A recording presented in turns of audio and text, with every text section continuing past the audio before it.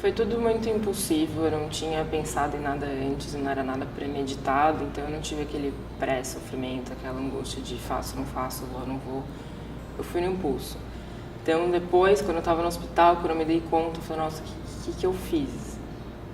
Bateu, obviamente, aquele arrependimento, aquele alívio de estar viva, de estar bem, de estar completamente inteira. Mesmo entubada, você começa a criar consciência do que estava acontecendo. Mas eu não fiquei no hospital sofrendo com aquilo, psicologicamente falando. Eu fiquei lutando para sair da UTI, para sair do hospital, para voltar a andar, para tentar continuar a vida de onde tinha parado. Antes do suicídio, a morte é um tabu na sociedade. Então a gente não fala nem de morte, muito menos de suicídio. E quando a gente parte para pensar em suicídio de crianças e adolescentes, isso ainda vira um tabu muito maior, porque a sociedade acha que crianças e adolescentes não pensam em morte e não se matam. E infelizmente a gente tem visto que isso não é verdade. De 10 anos para cá, os números de suicídios de crianças de 10 a 14 anos aumentou 40%. De 15 a 19 anos, aumentou 33,9%. Foi maior do que o aumento do suicídio geral no país. Então, os números são muito altos. Mesmo que a gente ainda tenha índices mais baixos de criança, a gente vê que esse comportamento tem aumentado. Então, isso nos leva a pensar que sim, tem aumentado e algo está acontecendo com as crianças e os jovens. Bem, o suicídio, de um modo geral, é um tabu. Já foi mais e agora a sociedade tem discutido mais. O tema tem aparecido em televisão, em jornais e mesmo em capa de revistas juvenis. Isso é um tremendo avanço, porque enquanto nós não conversávamos sobre isso, a impressão que havia é que o problema não existia e não tinha a magnitude que tinha e tem. De fato, o suicídio de adolescentes é um problema e essa é a faixa etária onde os índices mais crescem no Brasil. É diferente de dizer que os maiores índices estão entre os adolescentes. Não, estão entre adultos mais idosos. Mas a faixa etária onde os índices mais rapidamente crescem é exatamente a faixa etária dos adolescentes. Então é um problema que deve chamar a nossa preocupação e temos que cada vez mais nos preparar para lidar com isso.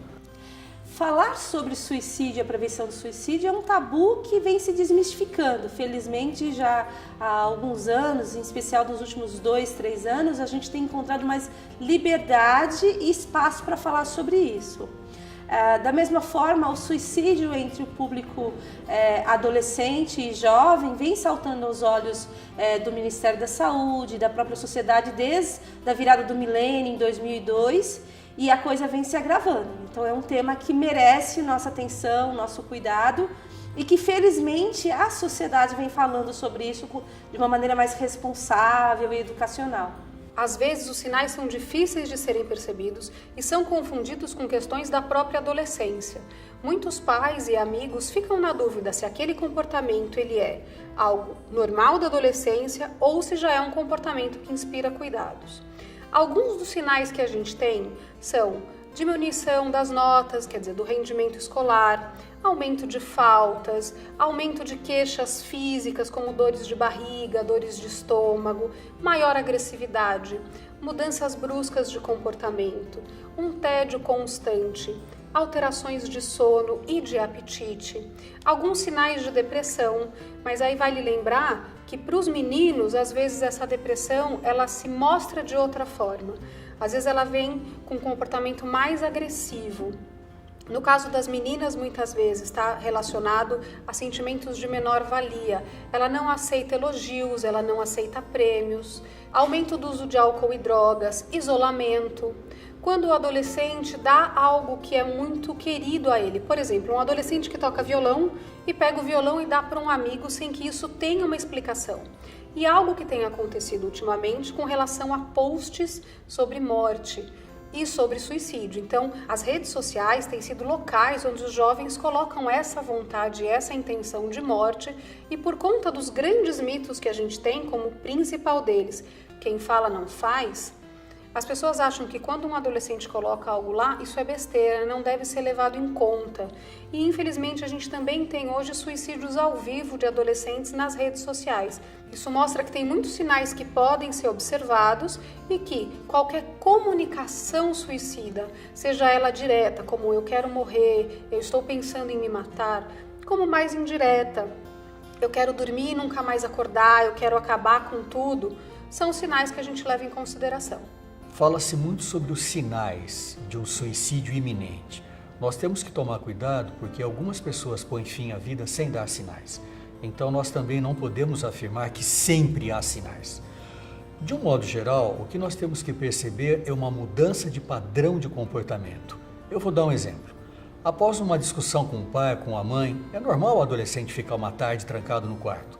Mas não é normal ele deixar de ver os amigos e permanecer no quarto dias e dias e dias, e esse não era o seu hábito.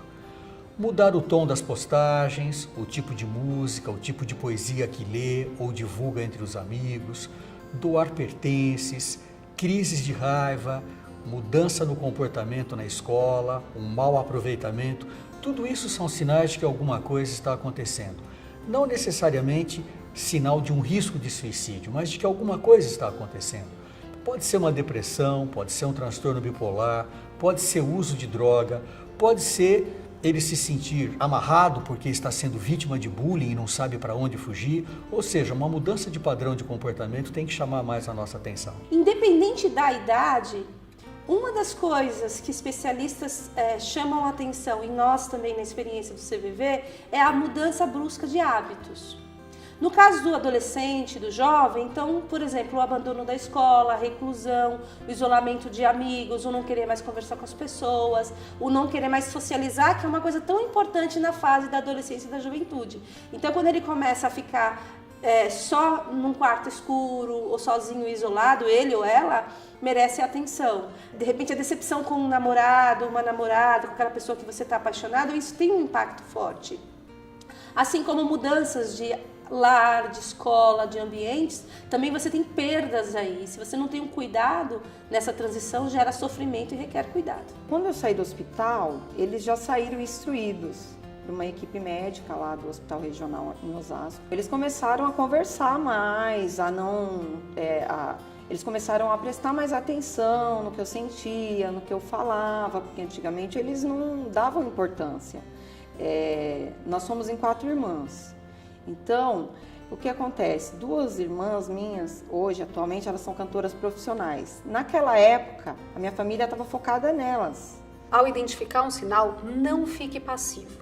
A pior coisa que você pode fazer é olhar, perceber um sinal e simplesmente não tomar nenhuma atitude. Talvez você não saiba que atitude tomar, principalmente se for um jovem, se ele estiver vendo um sinal num amigo. Mas aí um adulto deve ser colocado dentro dessa relação. Tem uma frase que eu acho que ilustra bem o que os jovens precisam entender, que é o seguinte: é melhor um amigo bravo do que um amigo morto.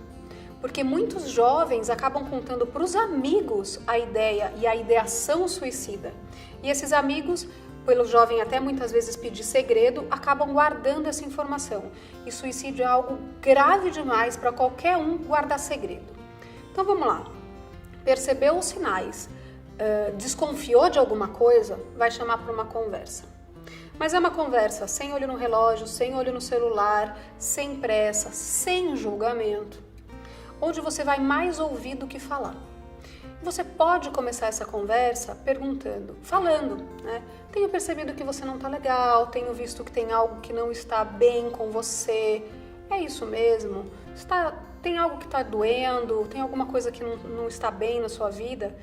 Karen, mas jovens não falam isso. Falam. Quando a pessoa está em sofrimento e ela percebe que tem alguém com interesse genuíno, querendo ouvi-la e ajudá-la, ela fala. Quando a gente percebe que uma pessoa pode estar tendo risco de suicídio, é importante a gente ter a sigla ROC na cabeça. R-O-C. R de repare no risco. É doloroso você pensar que uma pessoa que está ao seu lado vai se matar amanhã ou depois. A gente não quer ver, porque dói dentro da gente e a gente se sente responsável por uma vida e a gente não quer isso. Ouça com atenção. Não é aplacar, não é dizer, quando eu tinha a sua idade eu também era assim. Isso é coisa da juventude, vai passar. E sede conduza até um profissional de saúde mental. Porque o adolescente ou aquela pessoa que está deprimida não tem a iniciativa de telefonar, marcar, se deslocar, ficar esperando. Então, ROC.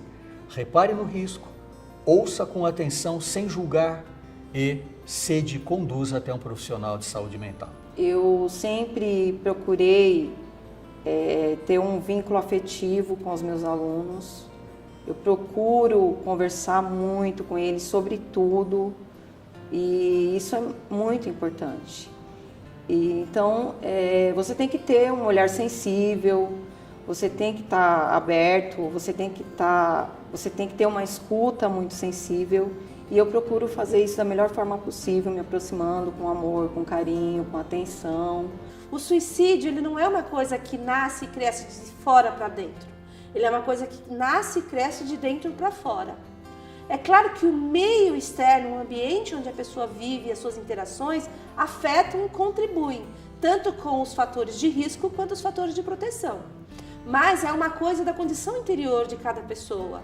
Por isso que cada ser humano, cada adolescente, cada jovem, ele é único e singular e vai lidar de maneira diferente com as suas perdas, com as suas frustrações, com seus embates emocionais na vida. Ninguém deve ser responsabilizado por um suicídio. Nem pai, nem mãe, nem escola. Suicídio é multifatorial e a gente sempre tem que olhar para isso. São fatores sociais, culturais, econômicos, psiquiátricos, psicológicos, ambientais que vão influenciar esse comportamento. Então a gente não pode falar que uma pessoa é responsável por aquilo.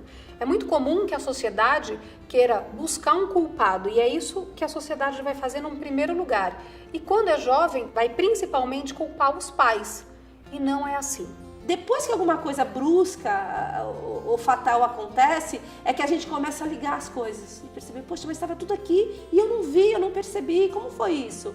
Porque existe um processo onde algumas pessoas comunicam a dor e o sofrimento de uma maneira mais explícita e clara e outras pessoas deixam isso de uma maneira mais implícita, mais subentendida, então requer a observação. Eu sugiro que haja um convite para sair. Para comer uma pizza, para jantar, para fazer uma caminhada entre duas pessoas, um pai e um filho, uma mãe e um filho, ou você e um amigo seu. Duas pessoas conversando, sem olhar para celular, ouvindo muito o que o outro fala, sem julgar, sem dar tapinha nas costas e em algum momento perguntar, você está pensando em pôr fim à vida? Essa pergunta que dá tanto medo de fazer é um alívio para a pessoa ouvir essa pergunta, porque ela vai poder falar de uma coisa que está pressionando muito a mente dela. Quantos pacientes meus já não me agradeceram por eu ter feito essa pergunta?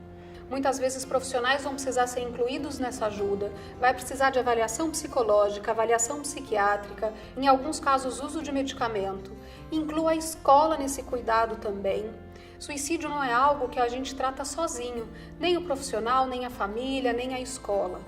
Se o jovem percebe que ele está, porque qualquer um de nós pode em algum momento pensar em morrer. O que vai dizer pra gente se isso começa a ficar muito sério ou muito preocupante? Quando esse pensamento começa a vir muitas vezes ao dia, quando você não consegue mais afastar esse pensamento e quando o suicídio começa a ser visto como uma saída para os problemas.